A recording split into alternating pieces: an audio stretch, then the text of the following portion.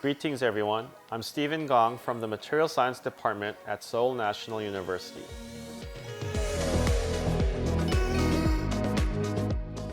Our research group specializes in charge transport and kinetics with a focus on tackling problems in electrochemical storage. Today we will try to understand exactly how the charge transport properties of materials impact their ability to perform in electrochemical cells and battery devices. People easily associate charge transport with electrical conductivity, but that is only a small part of the story. Let's start with a quick introduction to batteries. In batteries, energy is stored in materials by converting electrical energy to chemical energy. If we take a lithium-ion battery as an example, we store energy by taking out neutral lithium from a lower energy material and putting it in a higher energy one, analogous to how one would move water from one reservoir to another.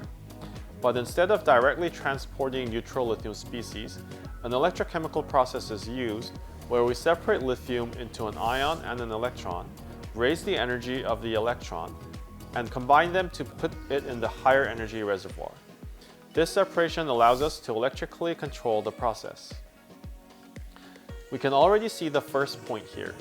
We need to combine ions and electrons to form a neutral species, or on the other side, separate neutral species into ions and electrons. This means we not only need conduction, but also a charge transfer process separating or combining ions and electrons. Next, to see the second point, we need to realize that the reservoir is a solid material with a crystal structure suitable for hosting lithium, so it is actually more like a parking lot than a tank. Cars must enter through the gate, and they can only sit in certain slots. So if we want to fill the entire lot with cars, we need to move cars starting from the gate, requiring some transport and shuffling. But this is a funny lot where there is no lane for cars to move. Let's turn back the cars into actual ions and electrons, where we see that each stored lithium is a pair of ion and electron that is overall neutral. In the material, there are separate lanes that allow the movement of ions and electrons, so moving a lithium inside the battery material is actually a coordinated transport of two charged species. This process is called bipolar chemical diffusion, or in short, just chemical diffusion, and it is what allows a material to propagate stoichiometry changes from the interface to the bulk. This chemical diffusion process, as we have just seen, is a charge transport process.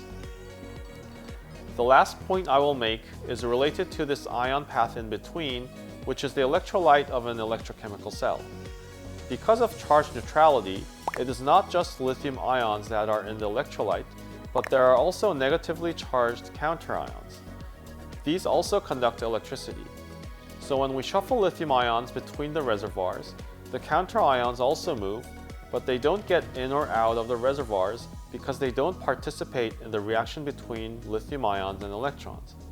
This situation creates ion accumulation and depletion regions in the electrolyte. So we not only have bipolar conduction going on, but also bipolar diffusion. This highlights yet another charge transport process that is important for batteries. Hope it is now clear why understanding charge transport is important in battery research. Thanks for watching.